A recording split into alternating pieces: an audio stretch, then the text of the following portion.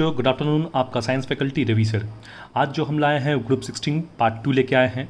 अब तक हमने जो रिएक्शंस किया था वो नॉन मेटल तक किया था। अब हम लोग करेंगे एसिड्स, बेस, सॉल्ट और कुछ और भी रिएजेंट्स हैं, उनके साथ हम लोग करेंगे। तो चलिए सबसे पहले हम स्टार्ट करते हैं एसिड से के साथ। तो देखिए ओजोन है एसिड, मतलब एसिड से जब रिएक्ट करेगा तो क्या होगा उस समय, ये देखिए ध्यान से। तो जैसे कि मान लीजिए मैं लेता हूँ पहले HCl और प्लस ओजोन O3।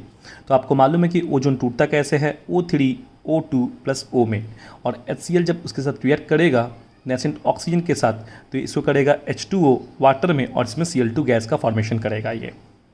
ठीक, अब देखिए ध्यान से, ये रिएक्शन पहले बैलेंस है कि नहीं ये चेक कर लीजिए। देखिए हाइड्रोजन यहाँ पर 1 है, यहाँ पर 2, क्लोरीन यहाँ पर 2, यहाँ पे 2 लिख दीजिए। अब रिएक्शन बैलेंस्ड हो चुका है। ये ऑक्सीजन कैंसिल आउट, ये O3, ये 2HCl, और ये फॉर्मेशन हुआ आपका H2O, Cl2 और O2। Cl2 गैस का फॉर्मेशन होता है अगर आप HCl को ऑक्सीडाइज करेंगे ओजोन के साथ। याद रखना यहाँ पे ओजोन का जो कलर होगा, ये ओजोन की कलर बोलता हूँ। यहाँ पर जो क्लोरीन हैलोजन का जो कलर होगा, यहाँ पर सबकी अपनी अपनी यहाँ पे कलर्स होती है, और क्लोरीन की जो कलर होती है वो ग्रीनिश येलो कलर होती है। इनकी जो कलर होगी वो ग्रीनिश, ठीक है, येलो कलर होता है।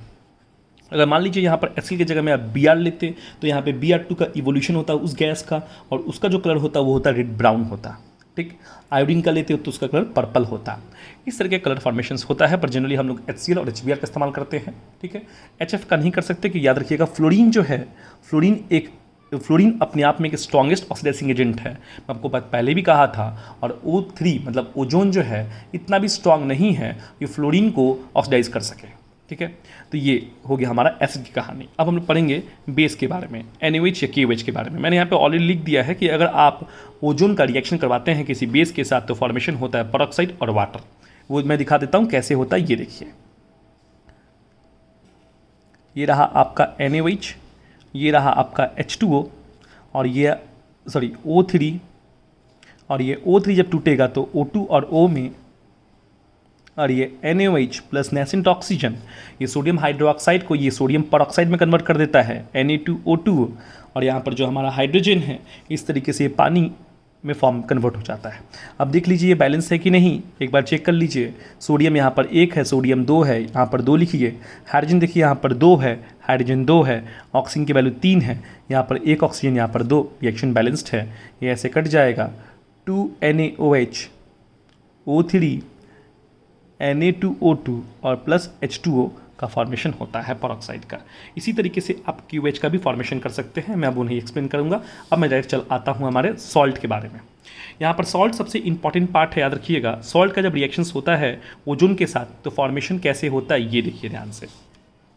याद रखिएगा यहाँ जैसे कि सबसे पहले आपको यहाँ पर दिया गया था NO2 दिया गया था, NO2 माइनस, इसको हम लोग कहते हैं नाइट्राइट। जब इसको ओजोन के साथ रिएक्शंस होता है तो ये बनता है नाइट्रेट, NO3 माइनस बनता है नाइट्रेट। तो नाइट्राइट से नाइट्रेट बनता है। उसी प्रकार से सल्फाइट जब देता हूँ SO3 माइनस, और जब इसमें ओजोन से पास होता है, ये ओजोन के थ्रू जब ये पास होता है तो ये बनता है SO4 माइनस बनता है, सल्फाइट से सल्फेट बनता है। ठीक है, इसी प्रकार से अगर आप ASO3-2 देते हैं, इसको हम लोग -3 इसे कहते हैं अर्सेनाइट कहते हैं। जब इसमें ओजोन पास होता है तो ये बनता है अर्सेनेट, ASO4-2 बनता है, -3 बनता है। ठीक, MnO4-2 इसे हम लोग कहते हैं मैंगानेट कहते हैं। मैंगानेट में जब O3 पास होता है तो ये बनता है पर मैंगानेट बनता है, MnO4-1 बनता है। ठीक, लास्ट में चलाता हूँ पोटेशियम आयोडाइड। इसको आयोडाइड जो है ये, इसको पोटेशियम आयोडाइड लिख के आप इसको डायरेक्ट ऐसे लिख सकते हैं I-। ये I- जो है ये 3 तरीके से रिएक्ट करता है, ये आपको जानना पड़ेगा। I- डिपेंड करता है, अगर I- को आप मॉइस्ट में कीजिए, मॉइस्ट में या न्यूट्रल मीडियम में रिएक्शन कीजिएगा तो ये तो I2 का फॉर्मेशन करेगा, आयोडीन का फॉर्मेशन। बट अगर आप इसको अल्कलाइन मीडियम में कीजिएगा, तो ये फॉर्मेशन करेगा आपका आयोडेट का फॉर्मेशन करेगा, या आपका पर आयोडेट का फॉर्मेशन करेगा, एक और बहुत बेहतरीन एग्जाम्पल्स आता है जो एग्जाम में बार बार पूछे जाते हैं। याद रखिएगा, इसका जो मतलब इसको स्टार्च आयोडीन सोल्यूशन से भी इसका प्रिपरेशन किया जाता है। Starch iodine solution, starch iodide solution बोला जाता है। जब KI का रिएक्शन हम लोग करेंगे स्टार्च आयोडीन सोल्यूशन में, तब उसकी एक अलग टाइप की एक रिएक्शंस होगी।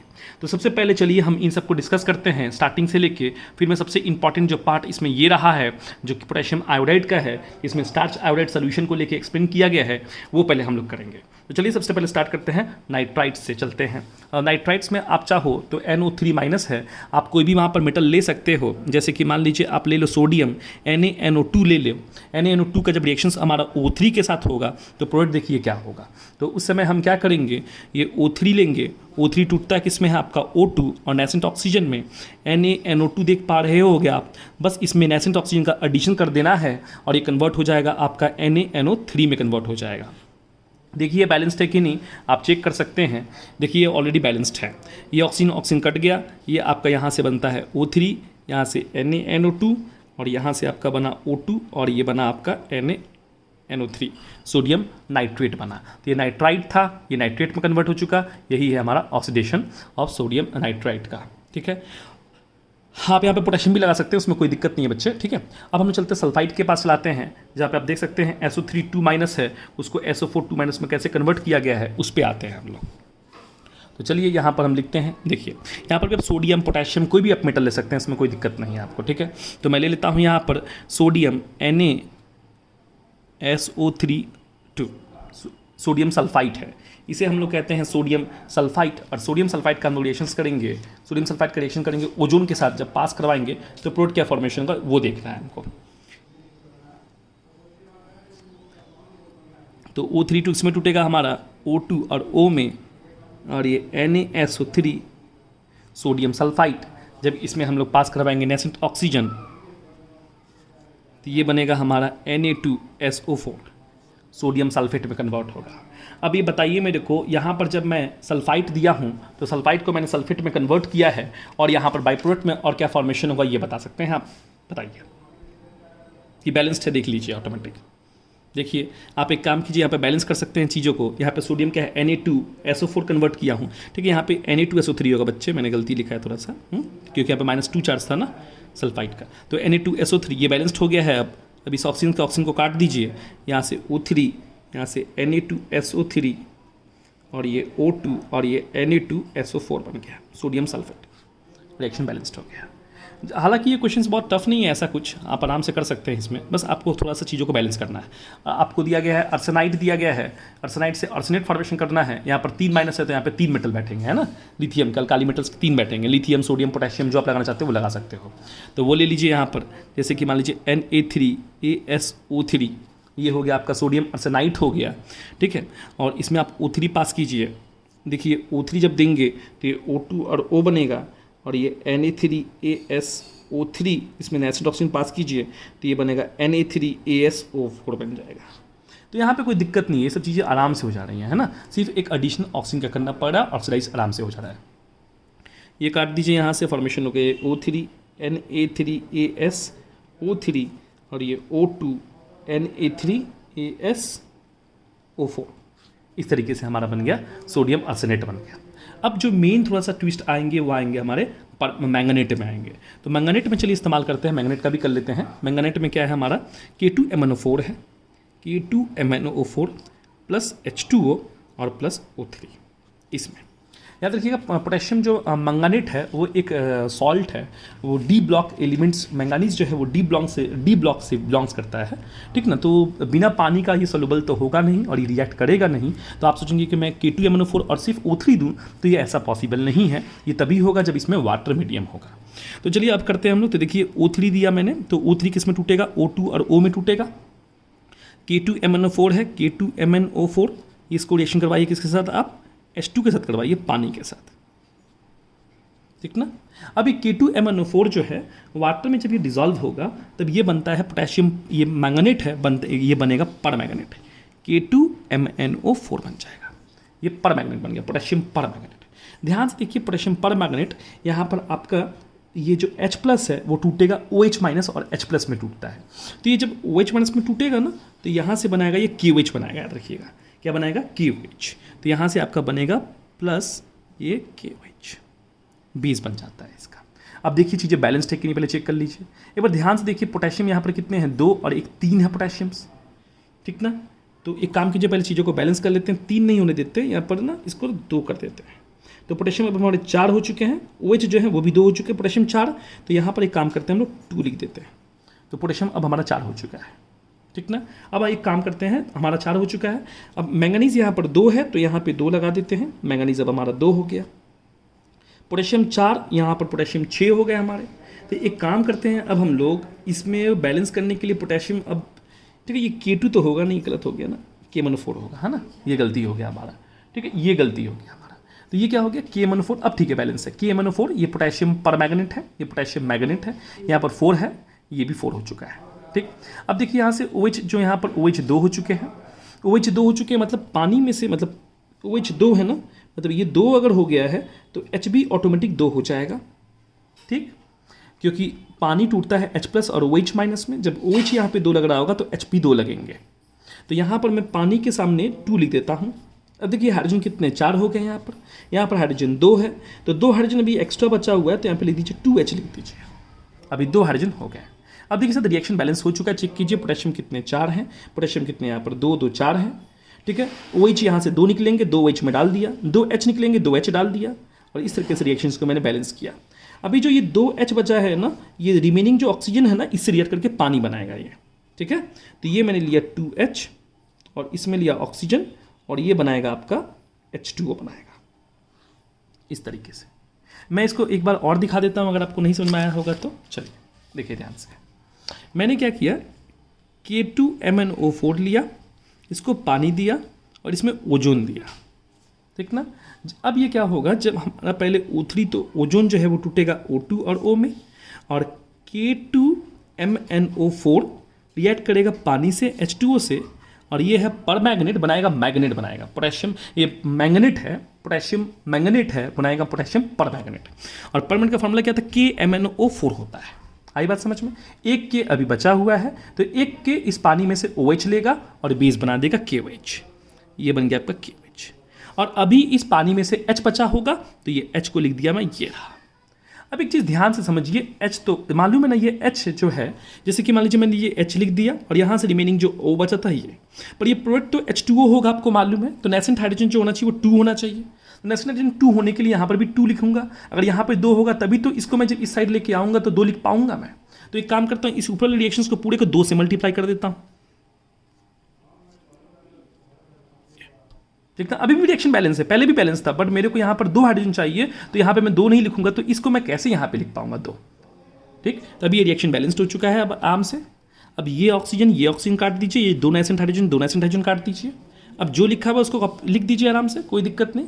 ये आपका बन गया O3, ये आपका गया 2K2MnO4, और इधर से देखिए एक पानी कट जाएगा, इधर आ जाएगा H2O, और इधर से आपका आएगा 2KMnO4 O2 2KOH, ठीक है बच्चों, इस तरीके से। तो ये बहुत ही इंपॉर्टेंट है, याद रखिएगा। ये पोटेशियम हमारा, ये पोटेशियम मैंगनेट है, पोटेशियम पर मैंगनेट है।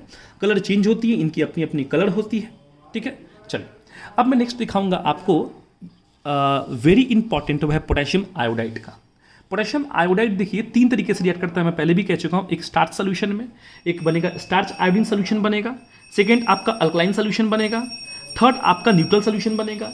इन तीनों से हम लोग रिएक्शंस करेंगे, और तीनों का रिएक्शंस हम लोग चेक करेंगे कि तीनों किस तरीके का रिएक्शन शो करता है, और तीनों में क्या क्या प्रोडक्ट फॉर्मेशन होते हैं वो देखिए।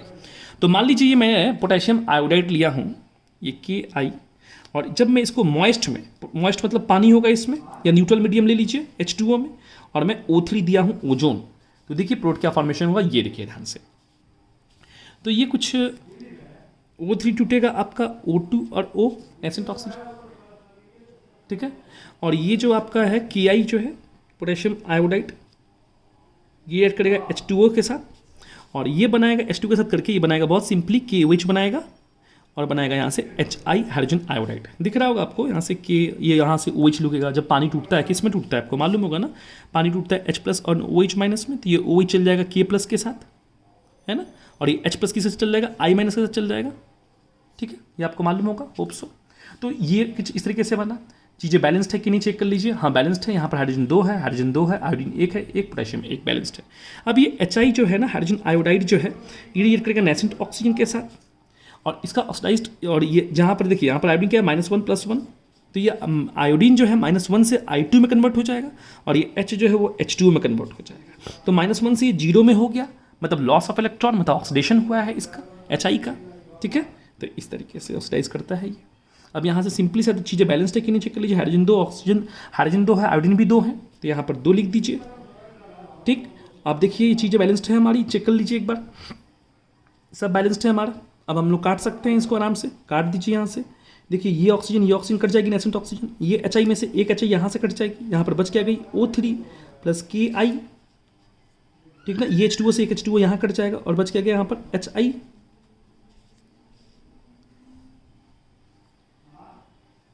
कुछ शायद बैलेंस्ड है कि नहीं चेक कर लीजिए हैं पहले हम लोग। यहाँ पर KI था, H2O Y3 था, HI तो बच रही है, ठीक है। फिर यहाँ से बची आपकी I2 और KOH और O2। इस तरीके से हमारा प्रोडक्ट बनता है। और ये जो आयोडीन होता है ये याद रखिएगा, इसमें वॉलेट रंग का होता है, वॉलेट। तो O3 KI और H2O का फॉर्मेशन इस तरीके से होता है, ठीक है। तो ये हमने दिया था बेटा, ये हमने KI दिया था, H2O दिया था, O3 दिया था। तो जो प्रोडक्ट फॉर्मेशन होता है, ठीक है, यहाँ पर O3 KI HI बना है, लग रहा है यहाँ पे कुछ शायद मिस्टेक हुआ है। एक बार फिर से मैं लिख करता हूँ इसको, KI H2O और O3 जब होगा तो ये फॉर्मेशन करेगा आपका O3, तो बनेगा आपका O2 और O। KI जब रिएक्ट करेगा H2O के साथ तो प्रोडक्ट जो बनेगा वो बनेगा KOH और बनेगा यहाँ से HI, इसमें कोई डाउट नहीं। हाइड्रोजन 2 है, हाइड्रोजन 2 है, ऑक्सीजन 1, पोटेशियम 1, पूरी तरीके से बैलेंस है। HI में लिया और इसमें नेसेंट ऑक्सीजन दूंगा तो यहाँ से बनेगा H2O और ये बनेगा I2। हाइड्रोजन 2, आयोडीन 2, यहाँ पर 1 है, 2 लिखना पड़ेगा, ठीक ना। ये बन गया आपका और ये H2O रह गया, ये I2 बन गया। हाइड्रोजन 2, 2, ऑक्सीजन 1, सब बैलेंस्ड है। ऑक्सीजन 1 कट गया, H2O 1, H2O कट गया, ठीक ना।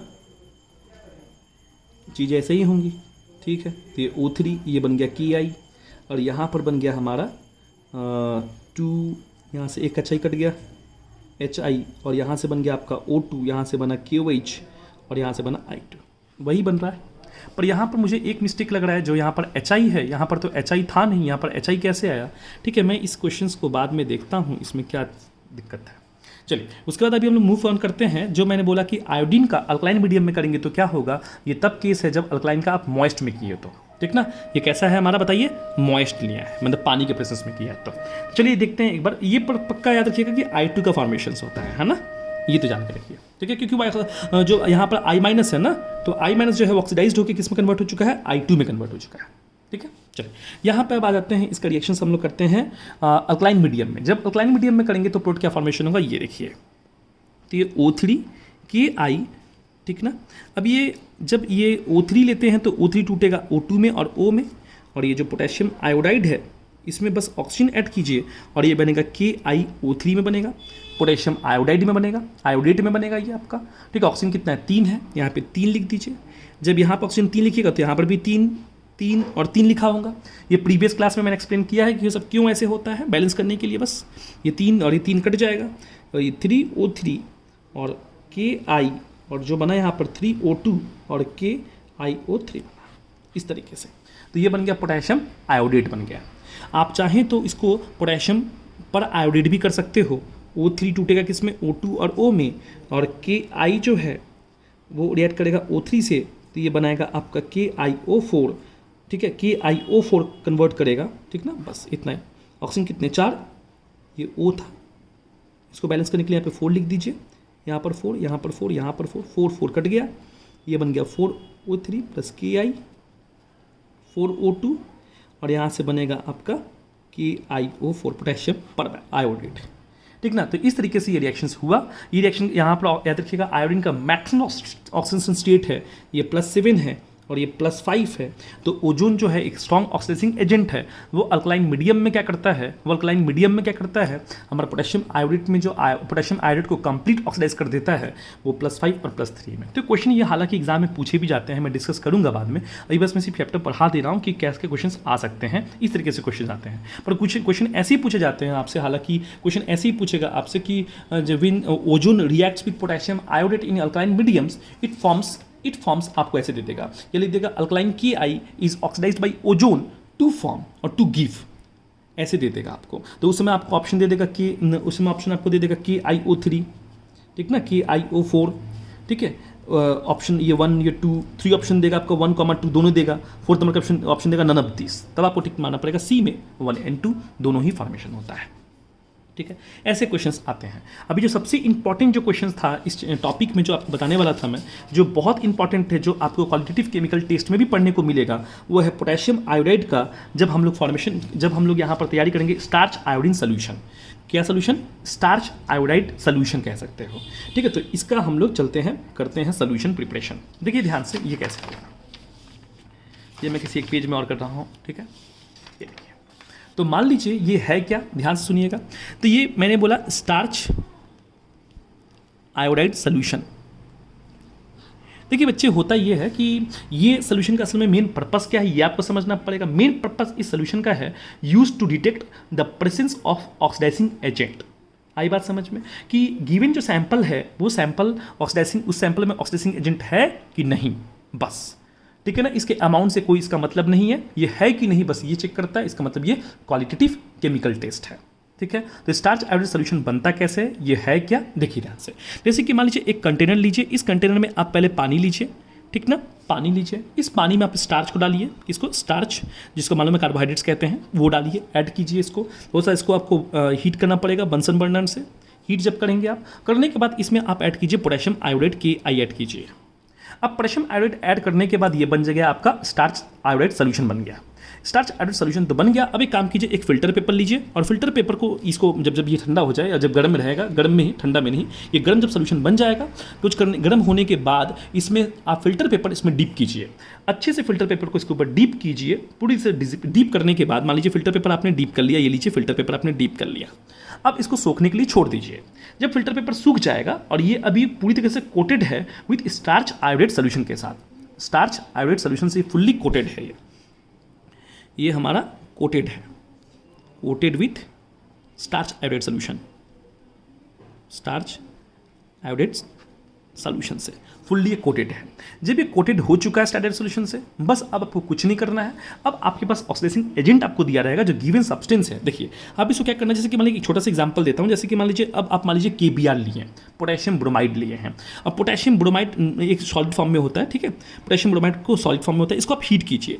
जब इसको हीट कीजिएगा ना, और ये जो आपका जो भी ये फिल्टर पेपर जो है भी है, ये फिल्टर पेपर को ऊपर हैंग कीजिए, ऐसे करके रखिए। और जब आप इसको नीचे से हीट कीजिएगा ना, तो ये ब्रोमाइड जो है ना, ये ब्रोमीन जो है ना, ये टूटेगा, Br2 फॉर्म में टूटेगा। जब ये Br2 फॉर्म में टूटेगा और इसमें क्या है, आयोडाइड है, याद रखिए क्या है, आयोडाइड है। मैंने पहले भी कह दिया आयोडाइड मतलब क्या होता है, I- होता है। तो ये क्या करेगा ना, ये Br2 जो है ना, ये I- से रिएक्ट करके क्या करेगा, Br2 एक अच्छा ऑक्सीडाइजिंग एजेंट है, वो क्या करेगा, I को क्या करेगा, I2 में कन्वर्ट कर देगा और खुद को आयन के फॉर्म में कन्वर्ट कर देगा, 2Br फॉर्म में हो जाएगा, आयन के फॉर्म में। ये जो I2 है और ये जो पेपर हमारा स्टार्च का बना हुआ है, आपको मालूम है स्टार्च है इसमें, ये I2 जब स्टार्च से रिएक्ट करेगा, किससे, स्टार्च से, तो ये जो स्टार्च जो था, ये जो पेपर था फिल्टर पेपर से, वो कलर था वाइट कलर में था, उसका जो रंग है वो डीप ब्लैक कलर में कन्वर्ट हो जाएगा, या डीप ब्लू कन्वर्ट कर सकते हो, ठीक है, डीप ब्लू। तो इसका जब कलर होगा ना, वो क्या हो जाएगा, डीप ब्लू। तो ये डीप ब्लू कह सकते हो, या डीप ब्लू या ब्लैक ब्लू कह सकते हो, ये कलर में कन्वर्ट हो जाएगा। तो इससे पता ये चलता है कि जो Br2 मतलब जिससे आप इसको हीट कर रहे हो ना, जिस सोल्यूशन में रख के आपने जिस सैंपल पे रख के इसको हीट किया, हालांकि याद देखिएगा ये KBr को डायरेक्ट हीट करने से होता नहीं है, यहाँ पर हमको H2SO4 डालना पड़ता है, क्योंकि देखिए जब H2SO4 का रिएक्शन करवाइएगा KBr के साथ ना बच्चे, तब फॉर्मेशन आपका होता है, यहाँ से फॉर्मेशन होगा, ये K2SO4 हो जाएगा, ठीक ना, और यहाँ से बन जाएगा आपका Br2 गैस। ये बैलेंस करना पड़ेगा आपको थोड़ा सा ऐसे। तो ये Br2 जो है ये रिएक्ट करता है I2 के साथ। तो ऐसे। और क्लोरीन तो गैस फॉर्म में पाया जाता है, ठीक है ना, तो आप क्लोरीन भी दे सकते हैं यहाँ फिल्टर पेपर में। मतलब यहाँ पे KBr ना देके आप एक काम कीजिए, ये जो फिल्टर पेपर लिया है, ठीक है, इसको एक कंटेनर में रखिए और यहाँ से क्लोरीन गैस पास करवाइए। जब क्लोरीन गैस पास होगी तो क्लोरीन गैस जो है इसके आयोडाइड जो इसके भीतर है उस आयोडाइड से रिएक्ट करेगा, मतलब क्लोरीन ऐसे रिएक्ट करेगा, Cl2 I- करेगा और ये कन्वर्ट हो जाएगा 2Cl- में और I2 में, और आयोडीन फिर इसमें जो स्टार्च है उस स्टार्च से रिएक्ट करके उसको फिर से डीप ब्लू या ब्लैक ब्लू कलर में कन्वर्ट कर देगा। इससे ये पता चल जाता है कि जो Cl2 है या जो Br2 है वो एक ऑक्सीडाइजिंग एजेंट है, याद रखिएगा। तो I2 के फॉर्मेशन होने से क्या हुआ, I2 के फॉर्मेशन से क्या हुआ, ये जो कलर हुआ स्टार्च का वो चेंज हो चुका है आपका। आई बात समझ में? तो I2 के इवोल्यूशन ऑफ गैस से। तो ऐसे ही क्वेश्चंस एग्जाम में पूछे जाते हैं बार बार, इसके ऊपर बेस पे बहुत सारे क्वेश्चंस आए हैं एग्जाम में, हालांकि याद रखिएगा। क्वेश्चन पूछेगा विच of the following halogen turns starch iodide paper blue, ठीक है, कौन सा ऐसा हैलोजन कंपाउंड है जो ब्लू कर देता है? तो सिंपल सी बात है, आयोडीन है। तो आयोडीन वो हैलोजन है जो क्या करता है, स्टार्च को ब्लू में कन्वर्ट कर देता है, डीप ब्लू में कन्वर्ट कर देता है। इस तरीके से क्वेश्चंस आएंगे। क्वेश्चंस आते हैं, ऐसा भी एक क्वेश्चन है हमारा कि क्वेश्चन था एक, ozone when reacts with potassium iodide. Ozone जो है देखिए, ठीक है, एक बात मैं बोलना भूल गया, अभी तो हम टॉपिक यहाँ पे पढ़ रहे हैं ओजोन को लेके। तो मैंने जैसे बताया आपको कि आप Cl2 से कीजिए, Br2 से कीजिए, है ना, तो फॉर्मेशन क्या होगा। तो ये बेटा याद रखिएगा, Cl2 हो और ये I-, अब तो I- तो फॉर्मेशन होगा, ये आपको मालूम है, क्योंकि उसमें पोटेशियम आयोडाइड है, तो आयोडाइड मतलब उसमें I- ऑलरेडी है। तो आप Cl2 गैस पास करवाइए, या आप ओजोन का गैस पास करवाइए, आप NO का गैस पास करवाइए, ठीक ना, आप NO2 का गैस पास करवाइए, ठीक ना, आप ये हो गया Br2 गैस पास करवाइए I- के साथ। ये जितने भी गैसेस हैं आप ये सब गैस पास करवाइए, इसमें कोई दिक्कत है। पर हाँ, आप H2O2 करवाइए, हाइड्रोजन पेरोक्साइड, ये जितने भी हैं ये सब के सब इसको कन्वर्ट कर देंगे I2 में, याद रखिएगा। आई बात समझ में? क्योंकि ये सब के सब जो हैं ये मोर ऑक्सीडाइजिंग, ये अच्छे ऑक्सीडाइजिंग एजेंट है कंपेयर टू आयोडीन के कंपेयर में। तो ये क्या करते हैं, सबको सब आयोडीन को ऑक्सीडाइज कर देते हैं, और ये सब के सब हमारे ऑक्सीडाइजिंग एजेंट है। इससे ये पता चलता है कि ये जितने भी जब रिएक्ट करेंगे I- के साथ तो ये खुद को रिड्यूस करेंगे और सामने वाले को ऑक्सीडाइज कर, देखिए I- से इसको जीरो कर देगा, तो इलेक्ट्रॉन क्या किया, लॉस किया, तो इसको ऑक्सीडाइज करेगा, खुद को रिड्यूस कर देगा। ये जितने भी हमने दिया है, तो इससे पता चल जाता है कि स्टार्च आयोडाइड सोल्यूशन से ये पता चलता है कि जो गिवन सैंपल आपने लिया है वो हमारा ऑक्सीडाइजिंग एजेंट है कि नहीं, इसके डिटेक्शन करने में ये हमको हेल्प करता है starch iodide solution. Starch iodide solution मैं बार बार कह रहा हूँ, स्टार्च सोल्यूशन भी होता है। स्टार्च सोल्यूशन का मतलब क्या होता है, आप इसमें स्टार्च लीजिए, फिल्टर पेपर को कोटेड कर दीजिए, फिल्टर पेपर जब ये बहुत हॉट हो जाएगा तो फिल्टर पेपर को डीप कीजिए और फुल्ली कोटेड कीजिए, तो वो स्टार्च पेपर हो जाएगा, स्टार्च सोल्यूशन हो जाएगा, स्टार्च पेपर हो जाएगा, ठीक। और पर जब इसमें आप पोटेशियम आयोडाइड डालिएगा तो स्टार्च आयोडाइड पेपर हो जाएगा, ये याद रखिएगा। और स्टार्च आयोडाइड पेपर जो होता है वो हमको हेल्प करता है, बताइए, डिटेक्शन ऑफ ऑक्सीडाइजिंग एजेंट में हमको हेल्प करता है कि गिवन सैंपल मैंने जो दिया है या जो रिएक्ट करवा रहा हूँ मैं स्टार्च आयोडाइड पेपर के साथ, उसमें आपने ऑक्सीडाइजिंग एजेंट लिया है कि नहीं, ये हमको पता चल जाएगा उसमें।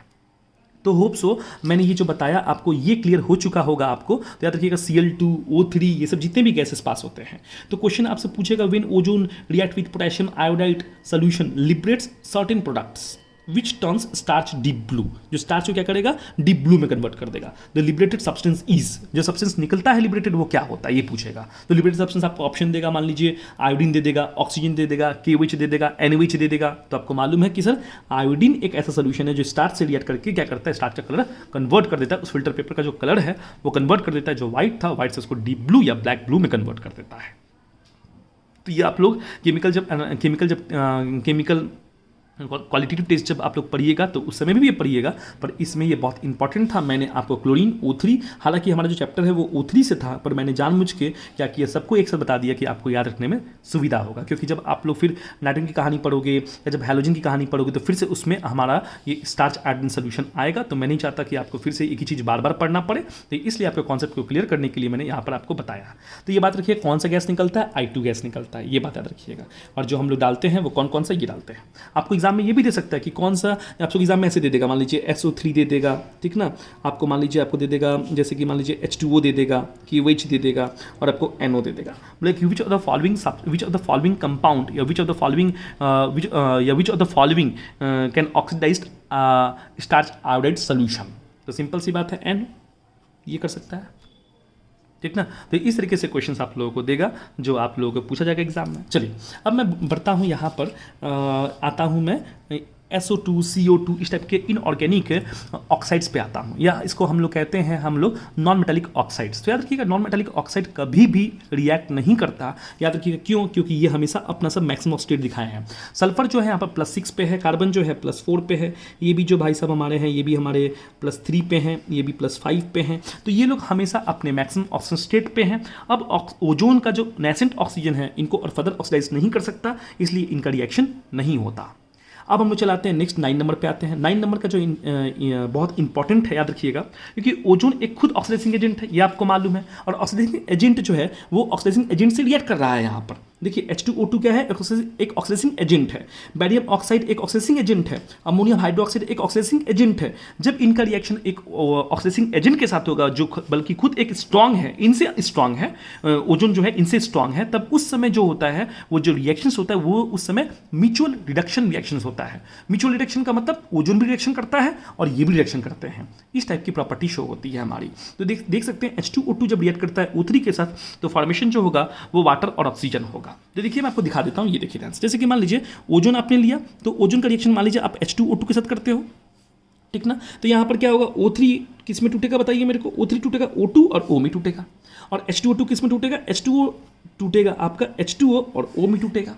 आप देख सकते हो यहाँ से भी एक ऑक्सीजन का रिमूवल हुआ है, तो मतलब रिडक्शन हुआ है इसका O3 का, बल्कि ऑक्सीडाइजिंग एजेंट है खुद को रिड्यूस करेगा। H2O2 भी ऑक्सीडाइजिंग एजेंट है खुद को रिड्यूस करेगा। देखिए H2 और एक ऑक्सीजन निकाल दिया, ये दोनों ऑक्सीजन जो है इधर मिलके बन गए हमारे O2। अब इसको काटिए, देखिए ये कट गया पूरा हमारा कहानी यहाँ से, और ये बन जाएगा आपका O3 और ये बन गया आपका H2O2 और ये आपका बना आपका इधर से बना 2O2 है ना, 2O2 इधर से H2O बन गया।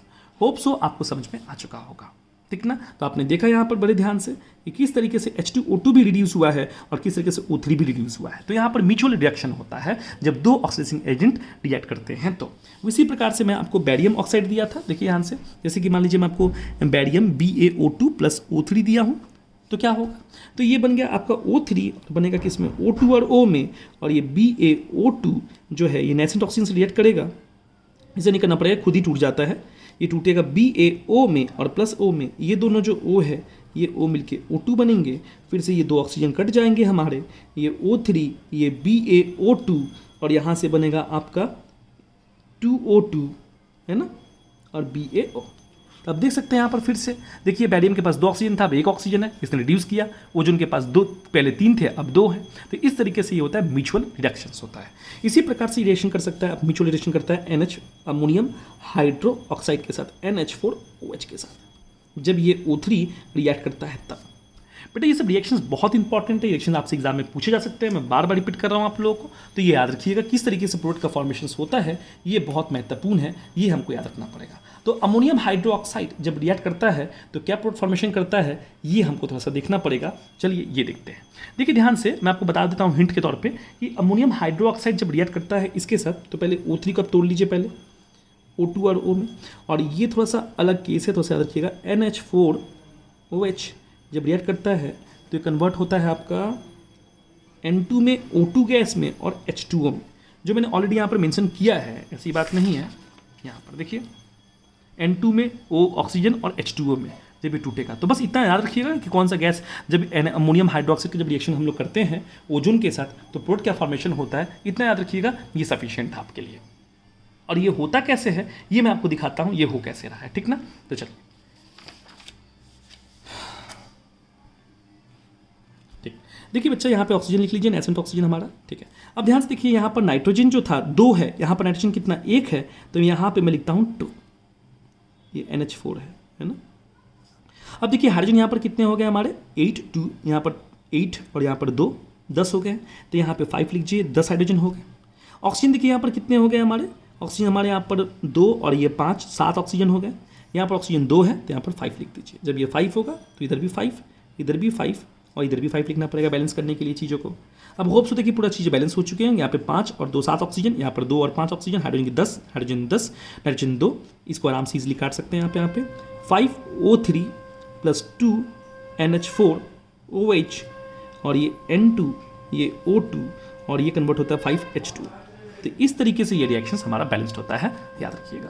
तो ये वो प्रॉपर्टी था जो मैंने एक्सप्लेन किया आपका जब हम लोग रिएक्ट करते हैं इसको ऑक्सीडाइजिंग एजेंट के साथ करते हैं। अब बहुत इंपॉर्टेंट जो पार्ट बचा हुआ है मेटल लो के साथ, कि कुछ प्रकार के इस टाइप के जो मेटल्स जैसे कि ये फेरस है, स्टैनस है, ये क्रोमियम+3 है, जब अब मालूम है कि ऑक्सीडाइजिंग एजेंट O3 जो है एक ऑक्सीडाइजिंग एजेंट है, +2 को +3 में, Sn+4 में कन्वर्ट करेगा और Cr+3 को +6 में कन्वर्ट करता है। ये तो मालूम होगा आपको। और देखिए बच्चे, आप लोग क्लास 12 के बच्चे हो, आप लोगों को बेसिक कॉन्सेप्ट इतने तो मालूम होंगे।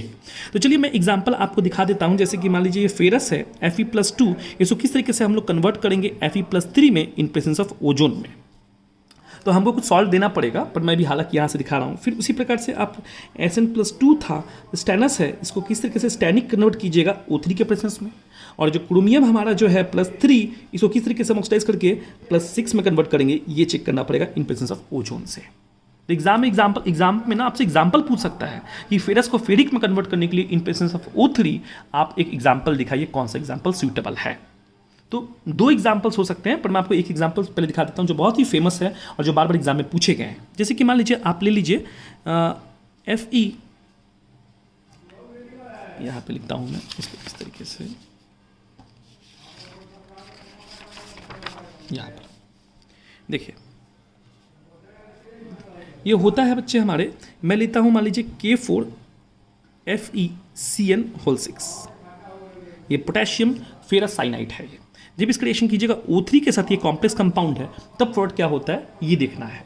ठीक है, तो ये देखिए बच्चे, चलिए ये करके देखते हैं हम लोग क्या प्रोडक्ट फॉर्मेशन होता है हमारा। ठीक है, इन प्रेजेंस ऑफ H2O भी होता है। जब कॉम्प्लेक्स कंपाउंड लेते हो ना तो पानी लेना ना भूलना। जैसे ये भी हमने KMnO4 लिया था कुछ देर पहले ना, देखा था पानी हमने लिया था।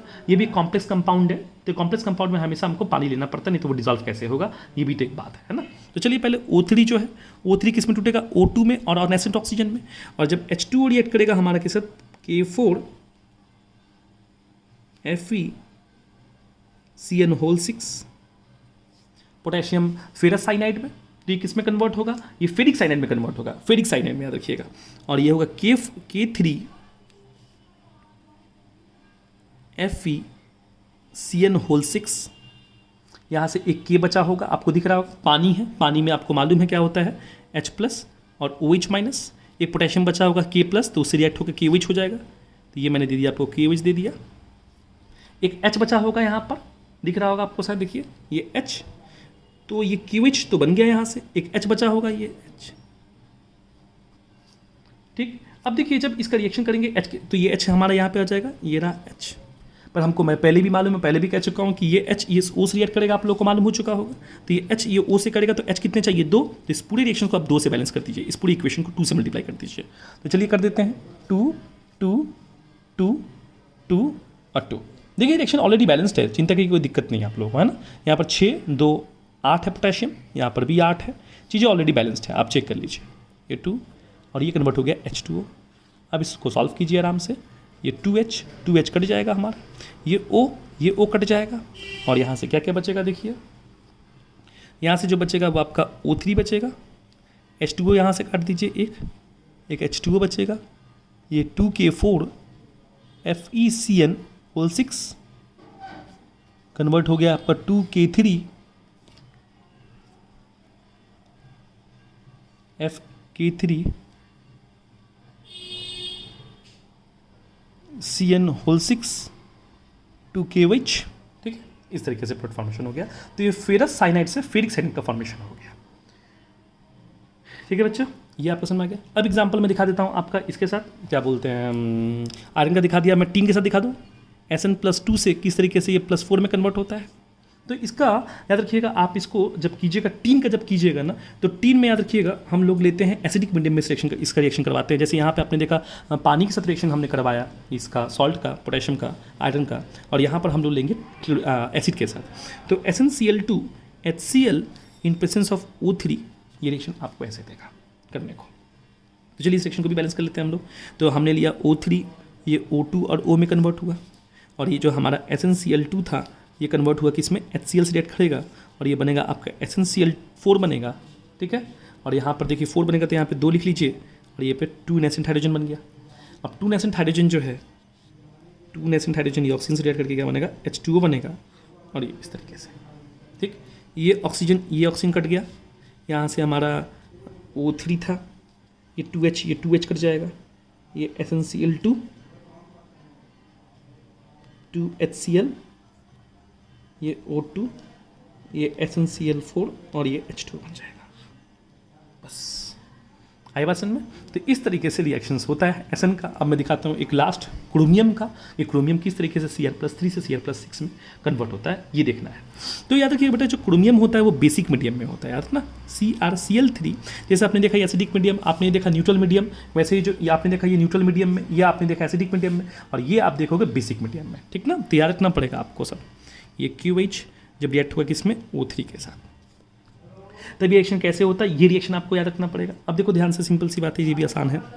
O3 लीजिए, O2 और ये O लिखिए। चीज़ों को समझ के लिखिएगा तो चीज़ें ज़्यादा समझ में आएंगी, तो चीज़ें ज़्यादा अच्छा लगेंगे आपको।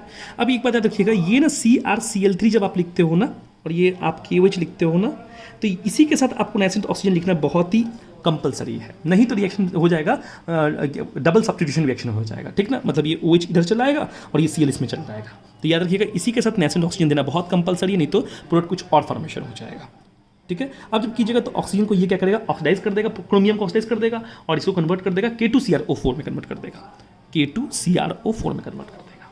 आई बात समझ में? इसमें अब देखिए, यहाँ पर K है, यहाँ पे Cl है, तो फॉर्मेशन यहाँ से KCl हो जाएगा, ठीक है। और यहाँ से H, और ये यहाँ पे ऑक्सीजन की मात्रा ज़्यादा है, तो यहाँ पर हो जाएगा ये H2O। अगर ये नेसेंट ऑक्सीजन नहीं होता तो फिर ये H बनता है, यहाँ पर नेसेंट हाइड्रोजन बनता है। आई बात समझ में? यहाँ पे ऑक्सीजन है इसलिए H2O बना। आप चेक कर सकते हैं, जहाँ पर देखिए ओजोन नहीं था, यहाँ पर ऑक्सीजन नहीं था, O नहीं था, तो यहाँ पे नेसेंट हाइड्रोजन गैस का फॉर्मेशन हुआ। यहाँ पर देखिए हमारा ओजोन नहीं था, O नेसेंट ऑक्सीजन नहीं था, इसलिए यहाँ पर हाइड्रोजन गैस का फॉर्मेशन हुआ। तो जहाँ पर हमारा क्या बोलते हैं, नेसेंट ऑक्सीजन होगा, वहाँ पर H2O डायरेक्ट बन जाता है, तो ये बन गया हमारा डायरेक्ट H2। अब इसको बैलेंस करना पड़ेगा। देखिए यहाँ पर क्लोरीन कितने हैं, 3, यहाँ पर क्लोरीन कितना, 1, यहाँ पे 3 कर दीजिए। पोटेशियम देखिए 5 हो गया, पोटेशियम 5 हो गया, तो यहाँ पर 5 लिख दीजिए, पोटेशियम 5 हो चुका है पूरी तरीके से। हाइड्रोजन देखिए 5 हो चुका है, हाइड्रोजन यहाँ पर 5 हो चुका है, हाइड्रोजन यहाँ पर 5 हो चुका है, यहाँ पर हाइड्रोजन कितने हमारे 2 हैं, तो यहाँ पर हाइड्रोजन हमारे 2 हैं, है ना। तो ये बैलेंस कैसे करें, क्रोमियम तो 1 था, तो क्रोमियम 1, हाइड्रोजन कितने हमारे 5 है। तो एक काम करते हैं, यहाँ पर मैं लिख देता हूँ 5/2, मतलब 2.5 होता है, और 2.5 2 से मल्टीप्लाई करेगा तो कितना होगा, 5 होगा, ठीक ना। आई बात समझे? ऑक्सीजन देखिए यहाँ पर कितना हो गया हमारा, 4 ऑक्सीजन, यहाँ पर ऑक्सीजन 4 हो गया, यहाँ पर ऑक्सीजन कितने हो गए, 2.5 हो गया ना ऑक्सीजन, यहाँ पर 2.5 ना, तो 2.5 से ऐड होगा तो कितना होगा, 6.5। यहाँ पर देखिए ऑक्सीजन कितना है, 5, यहाँ पर कितना 1, यहाँ पर लिखते हैं 3/2 लिख देते हैं, मतलब 3 तो 1.5, और यहाँ पर ऑक्सीजन कितने 5, तो इसको ऐड करेंगे तो कितना होगा 6.5। तो अब इस तरीके से तो फ्रैक्शंस में हमारा चीज़ें बैलेंस होता नहीं है, तो हम लोग क्या करते हैं, 2 से मल्टीप्लाई कर देते हैं पूरे इक्वेशंस को। अगर 2 से मल्टीप्लाई करेंगे तो 2 से इसको कीजिए, 2 से इसको कीजिएगा तो 10 हो जाएगा, 2 से इसको कीजिए तो यहाँ पे 2 बैठेगा, यहाँ पे कीजिए तो 6 हो जाएगा, यहाँ पे 2 से कीजिएगा तो 5 हो जाएगा। तो इसको मैं ठीक से फिर से एक बार और लिख देता हूँ मैं इसको, या यहीं पे लिख देता हूँ मैं डायरेक्ट, आप लोग बच्चे कर लीजिएगा, ठीक है, नहीं तो वीडियो बहुत लंबा हो जा रहा है हमारा। तो ये 2 कट जाएगा, तो यहाँ पे कितना आ जाएगा, 3 बच जाएगा, यहाँ पर कितना आ जाएगा, 10 आ जाएगा, यहाँ पे 2 रहा, यहाँ पे 6 रहा, और ये 5 हो गया। अब ये रिएक्शन ऑलरेडी बैलेंस्ड हो चुका है। अब इसको आप आराम से ये कीजिए, सॉल्व कीजिए। यहाँ पे 3 ऑक्सीजन थे, यहाँ पे 1 ऑक्सीजन कट गया, यहाँ से 1 ऑक्सीजन कटेगा। ये अब चीज़ों को आप खुद से कर लीजिएगा, होप सो, आशा करता हूँ आप लोग खुद से कर पाइएगा भी इस चीज़ों को। तो इस तरीके से हम लोग रिएक्शंस को बैलेंस करते हैं और इस तरीके से प्रोडक्ट हमारा फॉर्मेशंस होता है। तो बस मैंने अभी तक सिर्फ आपको प्रॉब्लम तो सॉल्व नहीं करवाया मैं आप लोगों को, मैंने सिर्फ अब तक बताया है कि प्रॉपर्टी कि किस तरीके से रिएक्शंस होता है। इससे और बाहर कुछ ओजोन के रिएक्शंस नहीं आएंगे, देख लीजिएगा, आप पूरी तरह से ट्राई कीजिए, होगा भी तो आप लोग खुद से जरूर कर पाइएगा, मैं इतना आशा करता हूँ। इनके बेस में कितने भी क्वेश्चंस पूछे गए हैं अब तक, वो सब क्वेश्चंस को मैं एक्सप्लेन करूँगा। प्रीवियस सीरीज में जितने भी क्वेश्चंस ओजोन के रिलेटेड आए हैं क्वेश्चंस, वो सब मैं एक्सप्लेन करूँगा। बहुत इंपॉर्टेंट क्वेश्चंस आते हैं, इन सबको जम के प्रैक्टिस कीजिए बच्चे। होप सो ये आप लोग को भविष्य में बहुत हेल्प करेगा, एग्जाम में जरूर क्वेश्चन पूछा जाएगा। क्वेश्चंस में लास्ट टाइम जब लाऊंगा मैं तो यहाँ से लेके आऊँगा, सल्फेट से, सल्फाइड से, बहुत इंपॉर्टेंट क्वेश्चन आते हैं इन सब चीज़ों पर रिलेटेड, हम लोग सॉल्व करेंगे। तब तक मेरे साथ बने रहें, आपका साइंस फैकल्टी रवि सर।